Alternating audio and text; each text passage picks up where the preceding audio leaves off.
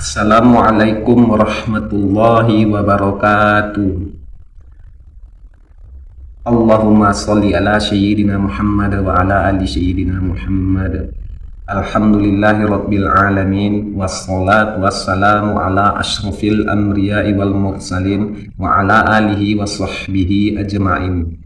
Segala puji bagi Allah, Tuhan kuasa alam semesta. Semoga rahmat dan karunia tercurahkan kepada Rasul dan Nabi yang termulia, beserta kepada para sahabat dan keluarganya. Allahumma sholli ala sayyidina Muhammad wa ala ali sayyidina Muhammad, kama sholaita ala sayyidina Ibrahim wa ala ali sayyidina Ibrahim, wa barik ala sayyidina Muhammad wa ala ali sayyidina Muhammad, kama barakta ala sayyidina Ibrahim wa ala ali sayyidina Ibrahim fil alamin innaka Hamidum Majid. Alhamdulillah, pada hari ini saya masih diberikan kesehatan dan diberikan umur panjang. Tonton videonya sampai habis agar tidak gagal faham dan agar tidak salah faham, karena pembahasan dalilnya lebih banyak di akhir video dan penjelasan lebih lengkapnya lebih banyak di akhir video. Semoga bermanfaat. Jangan lupa like, share, dan komen. Dan jangan juga lupa untuk subscribe channel kita ini. Satu like, satu subscribe sangat bermanfaat bagi kami. Terima kasih. Hai laki-laki, hai laki-laki, hai bapak, hai suami, hai adik, hai abang, awas, hati-hati. Perhatikan anak perempuanmu. Yadkhulul jannah dayyus. Apa itu dayyus ya Rasulullah? Dua jawaban Rasulullah. Yang pertama, orang yang membiarkan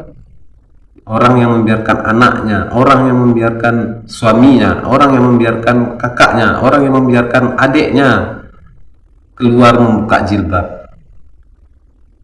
orang yang membiarkan suaminya, orang yang membiarkan istrinya berpakaian tapi telanjang. Awas, hati-hati, hati-hati. Ini bahaya, ini perempuan zaman sekarang ini berpakaian tapi telanjang, lekuk tubuhnya nampak. Astagfirullahaladzim. Mana ini bapaknya? Apa tak cemburu ini bapaknya? Yadkhulul jannah dayyus, tidak masuk surga dayyus. Apa itu dayyus ya Rasulullah? Suami yang tidak cemburu melihat istrinya berpakaian tapi telanjang, memakai pakaian ketat, menampakkan lekuk tubuhnya. Seorang bapak yang melihat anak gadisnya keluar berpakaian tapi telanjang, berpakaian ketat, membuka jilbab, la ilaha illallah. Seorang abang yang membiarkan adik perempuannya berpakaian tapi telanjang. Seorang adik yang membiarkan kakaknya berpakaian tapi telanjang.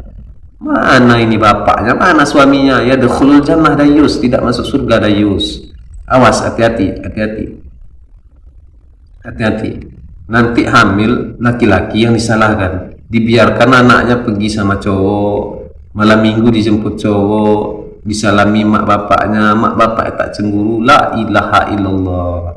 Di dalam Islam itu tidak ada diajarkan pacaran, Pak, Bu. Makanya punya anak itu dimasukkan ke pondok pesantren, dimasukkan ke sekolah agama, bukan diajarkan pacaran, bukan diajarkan mempeloroti laki-laki. Astagfirullahaladzim. Berarti anakmu murahan dong kalau kau ajarkan pacaran. Berarti anakmu murahan dong, Pak, kalau kau ajarkan pacaran. Dalam Islam itu tak ada pacaran, tak ada. Nanti hamil anakmu, siapa yang malu? Ya perempuan yang malu. Hamil anakmu, perempuan yang malu. Keluargamu yang malu. Hamil anakmu, siapa yang mengandung? Ya anakmu yang mengandung, bukan laki-laki yang mengandung. Yang buncit itu anakmu, bukan laki-laki. Kalau hamil duluan di luar nikah, itu namanya tidak bisa pakai bin bapaknya. Lah, kenapa tidak bisa, Pak Ustadz? Ya tidak bisa, karena dia belum menikah. Karena nasab itu ke laki-laki. Setelah menikah, hamil dia, barulah bin bapaknya. Kalau dia belum menikah, hamil dia, dinikahkan sama orang yang menghamilinya, setelah anak itu lahir tidak pakai bin bapaknya. Jadi bin siapa, Pak Ustaz? Bin mamanya. Kan anak saya Pak Ustadz. Iya, kau mencoblos sebelum nikah. Karena di dalam Islam itu nasab itu dari bapak, bukan dari mama. Keturunan itu dari bapak, bukan dari mama.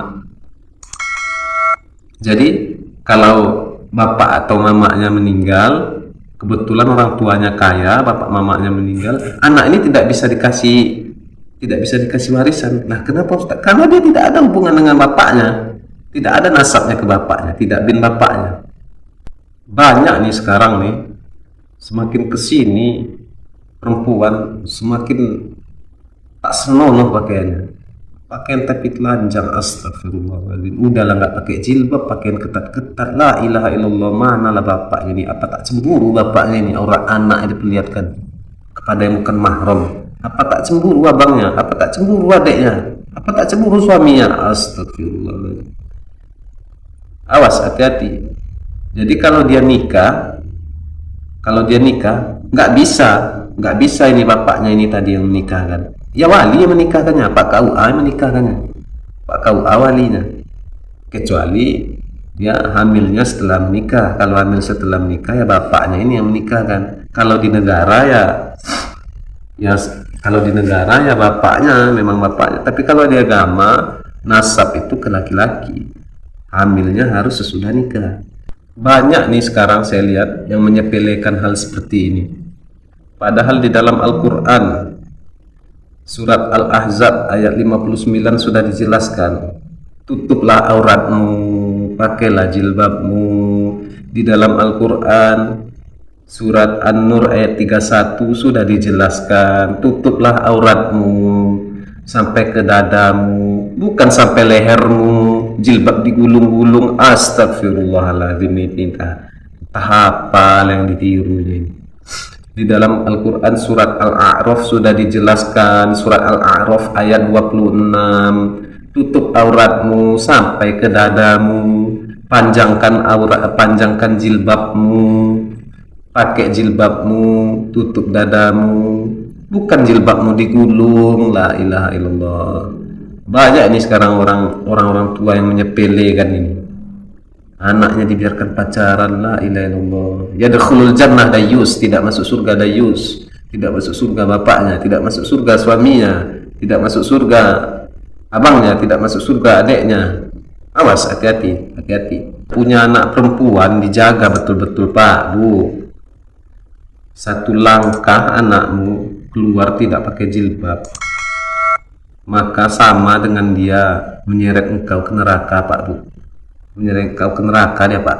Menyeret engkau ke neraka dia suami. Menyeret engkau ke neraka dia bang. Menyeret engkau ke neraka dia dek. Awas, hati-hati, hati-hati. Hati-hati, abangnya nih hati-hati, adiknya, suaminya, bapaknya hati-hati. Sama menyeret kalian ke neraka itu. Jangan main-main sama hukum Allah. Makanya Pak, Bu, punya anak perempuan dijaga betul-betul, dimasukkan ke sekolah pesantren biar ngerti dia ayat wala taqrabuz zina innahu kana fahsya. Sesungguhnya jauhilah perbuatan zina. Awas, hati-hati. Janji Allah itu pasti benar, jangan main-main sama Allah. Sebagaimana firman Allah di dalam Al-Quran surat Ar-Rum ayat 60, janji Allah itu pasti benar. Awas, hati-hati, jangan sampai menyesal seperti orang yang sudah masuk kubur, seperti orang yang sudah meninggal. Rabbana absarna, ya Tuhan kami telah melihat azab ya Allah. Wa sami'na, kami telah mendengar azab ya Allah. Farji'na, kembalikan kami ke dunia ya Allah. Inna muqinun, kami seyakin-yakinnya.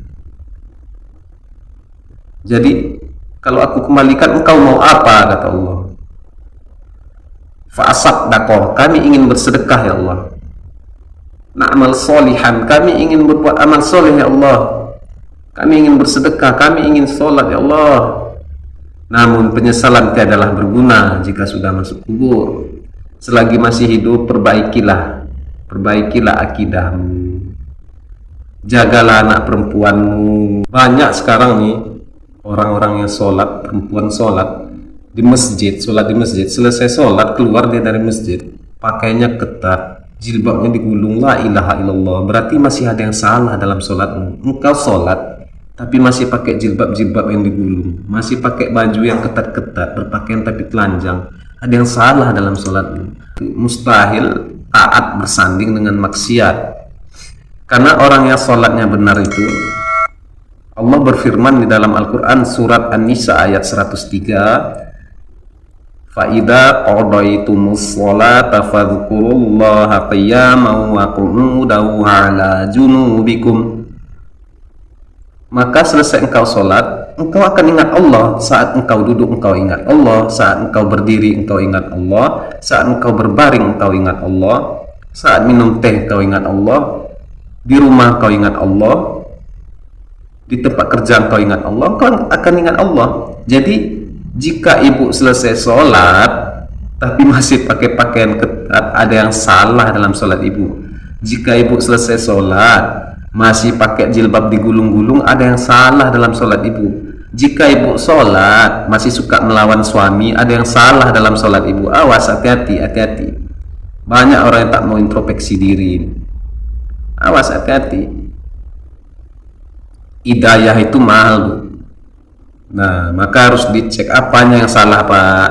Mungkin cara wudhunya salah, diperhatikan betul-betul ngambil wudhu itu. Jangan main asal-asal cepat, hanya 10 detik dah selesai wudhu. Wudhu macam apa itu? Banyak sekarang orang saya lihat ngambil wudhu 10 detik selesai wudhunya, 15 detik selesai wudhu. Macam apa ini? Tak ada Nabi itu mengajarkan wudhu cepat-cepat macam itu. Tak ada itu. Apa yang dikejar-kejarkan ngambil wudhu itu? Pembahasan lebih lengkap mengenai manfaat dan fungsi sholat sudah kita upload videonya di channel kita yang berjudul Inilah Manfaat dan Fungsi Sholat untuk Dirimu. Semoga bermanfaat. Assalamualaikum warahmatullahi wabarakatuh.